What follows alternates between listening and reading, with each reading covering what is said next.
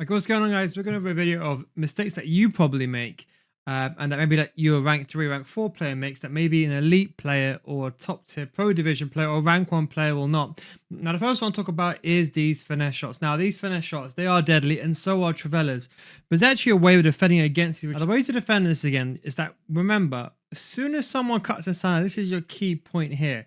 When someone is around this region, you should be ideally getting ready to move your goalkeeper. Now, the key thing is moving your goalkeeper upwards, okay? If you are going to move your goalkeeper, make sure your right analog stick is either facing upwards, so like you're moving up, or moving backwards. Because what people do is, inadvertently, when they're playing, they hold the right analog stick towards about the 11 o'clock angle, and then they push the goalkeeper forward. And even if you push the goalkeeper forward in that situation, the ball can still go around. So what you can see here, when Son takes the player, you can see by moving forward, it doesn't really actually help you. In fact, it might put you at a bigger disadvantage. So the key thing is you want to move your goalkeeper backwards, okay? So as soon as you see the ball over here, right, and you see this territory, that's when your right analog stick should be getting ready to move the goalkeeper. When you see the opening spot, for example, like here, I'm baiting a little bit with Son, I find this space. As soon as I'm turning inwards like so, this is now your cue to move the goalkeeper. You could either move it upwards, 12 o'clock, but again, remember, it's relative to whichever way you're facing. As you can see, Sun is over there. So ideally, you want to be moving it, I would say, probably a bit towards the 1 o'clock. This way, you can stop those finesses going inside the box. Now, of course, if you have someone that's a taller goalkeeper, technically speaking, they'll have a better reach. And someone like Oblak with a far reach. But if the shot or the goalkeeper is not moved, then a shot is going over and in, it's always going to go in. So one quick tip that you see all the top tier players, all the pro players doing is, as soon as they're seeing this angle and they're getting that shot ready, the goalkeeper's already moved. Don't forget, you hold the right analog stick down to move the goalkeeper. It's always important that you just stop these shots in its track early on, because once it's left the foot, it's a high chance that shot is going in. This is another example I wanted to show you, one of aggressive defending, but it's a mistake that I see a lot of people make. Now, this would be, look, if you are going to defend aggressively, I'm not saying you have to be passive. I teach you to be passive initially, but you should ideally at a high level become more aggressive. Just that before you start learning how to drive a Formula 1 car, you have to learn how to steer a normal car first. Now, one thing I want to say is very, very important. A lot of players here is they do the other way around. They would go and attack the ball carrier with a player, and then they'll use teammate contain with this player. I don't know why people do it. It's just a very basic common mistake people make.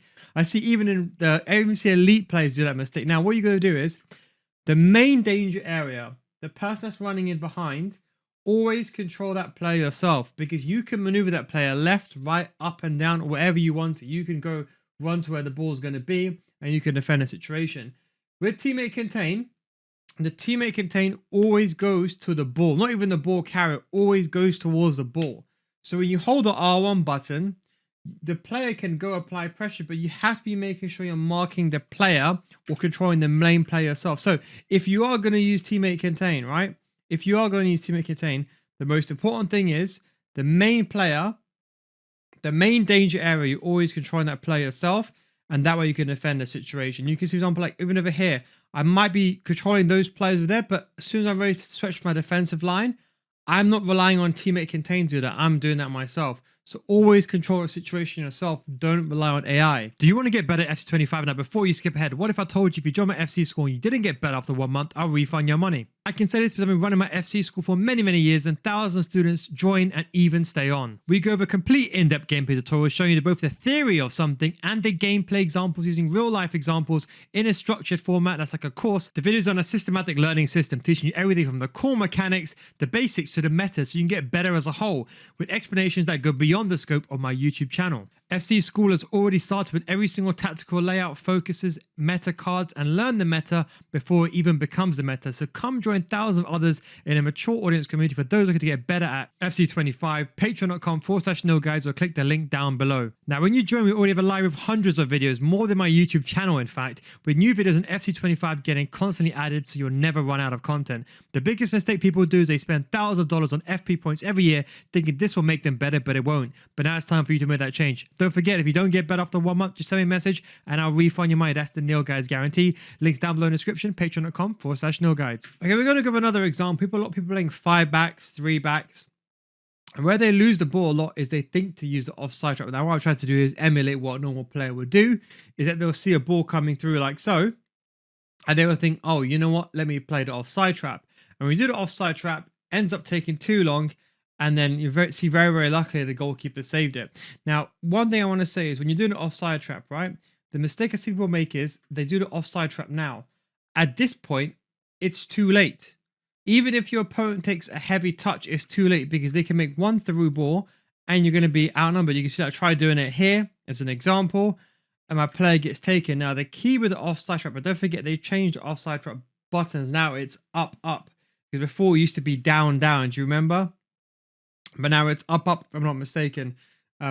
Always get confused with that because the way they changed it. But anyway, ignore the controller for a second. But when you do the offside trap, the key is doing it when the ball is traversing. So like, let's say example like here, the pass is being made.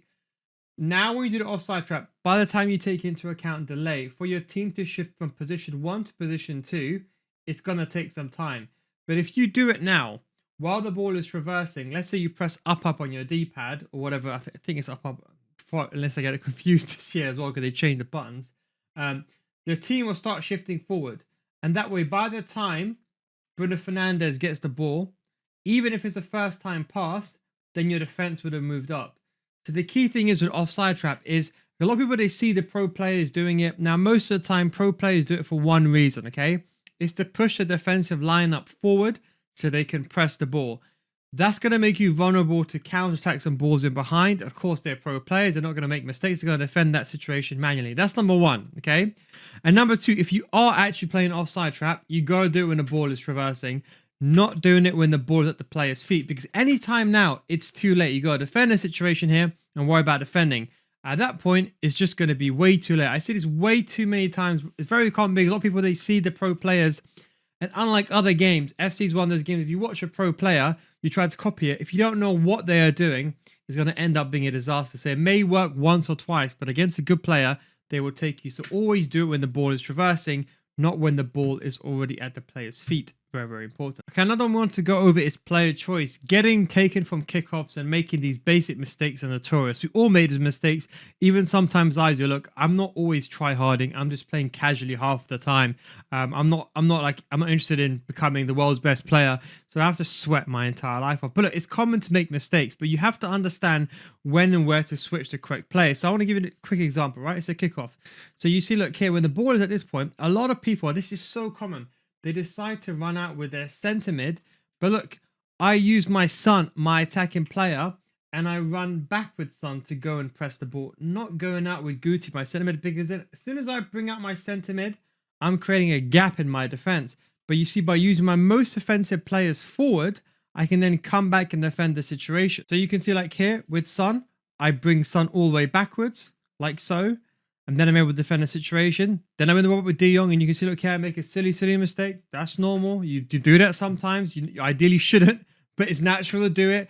But you see, look, when that mistake is made, look, I realize, oh, and I end up jumping forward. You see, this is the thing. I made one mistake, but I can't make a double mistake. You see what I did? I started becoming aggressive. I could have used De Jong there, but ended up running out of my right back. My opponent triggered that play. Now, luckily, I had somewhat of the awareness to go and realize, okay, that player is running. So then I tried to run back and recover. And you can see I almost got caught. Luckily, I ran back in time. So having that awareness. But you can see when the ball unfortunately bounces back here and the ball gets, this is the people get taken the most. You see here, I realize now my opponent has taken a touch and has spanned the ball around. This is the key point here. I can no longer get the ball. Now, although you can tackle from behind this year, let's just ignore that for a second. They're probably going to patch that. I know I can't get the ball. So you see a lot of people here, they commit and they run out and they try to get the ball. But no, I make sure I don't fall for the bait because a simple 1-2 of another player in midfield is there. I could be trouble or a player lock. So what I do basically is I wait, retreat backwards, and I switch to the CDM. That's the key with CDMs. And this is what I was explaining in my yesterday's video. CDMs, they sit deeper as opposed to centre mids. So when you're defending, it's easier to defend with the CDM because your CDMs are going to be protecting your back four as opposed to centre mids that sit high at the pitch. Now, can I defend with centre mids? Yes. But the truth is, look, you have to know when to switch to a centre mid and when to run backwards. At least with a CDM, they're nearby. Thus, you get less panic. And they're so close that I've got to press the L1 button once and my CDM's then. You can see, look, I defend the situation. I push my opponent away from goal. Then I use my other, see when I got two, see if I've only got one CDM here, I'm in trouble. But you see with two CDMs here, I can then rotate between them to defend the situations. So if you don't feel comfortable defending, CDMs are the most important thing. But the key thing I want to explain to you is, look, we can all make mistakes. Sometimes, you know, I can't remember what I was doing here, but I think I got the goal back, and I was like, you know what, let me try to get back inside the game. And then I started rushing, for example, like there. Then you can see, look here, I anticipated danger. Had I not anticipated danger and I kept running like this, my opponent would have gone through and behind, and I probably would have conceded. It would have been 2-1 back to my opponent. It would have been in control of the game.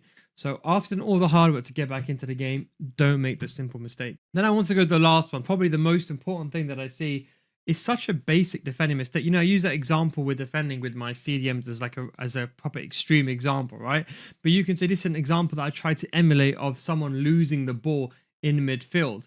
And you can see my opponent's doing some skill moves and tries to go for the near post angle. We know near post is OP this year. Well, not OP, but it's much more effective. Now, I just wanted to go to the main part where we lost the ball, for example, at this point.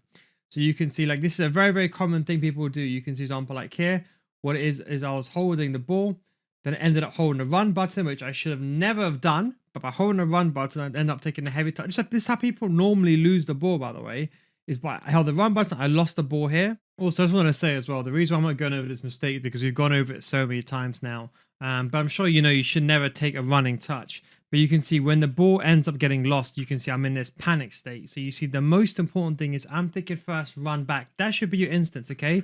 So in a panic situation, let's say when you have the ball and the ball is being dispossessed or turned over, your situation should be, let me choose a center back and run back. It doesn't matter what is going on, because my opponent is a first time pass here. You can see I'm in dead trouble. And that is why losing the ball in this situation is going to be, you're almost going to concede. Think of it that way, right? By some miracle, my opponent decided to take a touch and didn't have the awareness to make that pass going forward. But you can see I'm then just running back. You see, I'm not even trying to grab the ball here.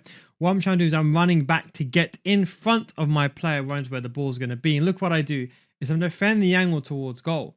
I'm saying to my opponent, okay, if you are going to have a shot, you're going to have to beat me and beat my player. So you can see something like here with Kunde, my job is to block the angle towards goal, not to win the ball back. I know there's a player there. I'm ready to press the L1 button if that pass is made.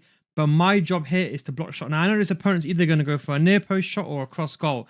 So I'm trying to make myself as big as possible. You see, I'm not committing. My opponent goes away. I don't commit. I use my CDM a little bit. Then my opponent's coming back. I switch to Kunde in time. I'm holding out the region. And then I block the shot. So if my opponent's going to take a shot as a near post shot here, he's never going to score from that region. But I wanted to show you how I was able to use Kunde. I'm ready to switch to when I want to. Use Snyder to help me build up. And you see I'm applying pressure from the side. That way, look, if he does take the shot towards it, because near post is only really effective, for example, in this, if he's over here, and then he takes a shot. But this shot chance over here, him scoring in near post is basically impossible. So I know the only danger area realistically is the far post. Now, let's say the goalkeeper's grasp is, let's say, furthest like this. He has to now get past Tonali, get past Kunde to score the goal. So what I'm trying to say is, look, just make it difficult for your opponent. Your opponent can shoot from anywhere. Let them have 100 shots inside the game. But if they are going to take a shot, let them take a scrap shot. Make it difficult for them. Let them shoot outside the box. Let them shoot from an off angle like so. But do not let them go through the middle. A lot of people I see, a lot of people here, for example, like at this point here, they commit. But you can see I run to where the ball is going to be. I'm ready. I don't commit. I hold. You see, people here, they go for the ball. The guy was smart and knew I was going to go for the ball. And he went back, he did a bit of strafe and tried to speed boot, tried to go speed boost, realized he couldn't, tried to go back again and tried to repeat the same thing again with a step over. But you see, don't fall for the traps. Defend the angle towards goal. Well, guys, thanks very much for watching the video. Hope you enjoyed this video. Don't forget, if you want to get better FC, you come join on Patreon. So it's patreon.com/NoGuides, or click on the link in the description, or you can click over here. Thanks for watching. Take it easy, and I'll catch you next episode. Don't forget to subscribe for more content. Can't even speak anymore. Subscribe for more content. Peace out.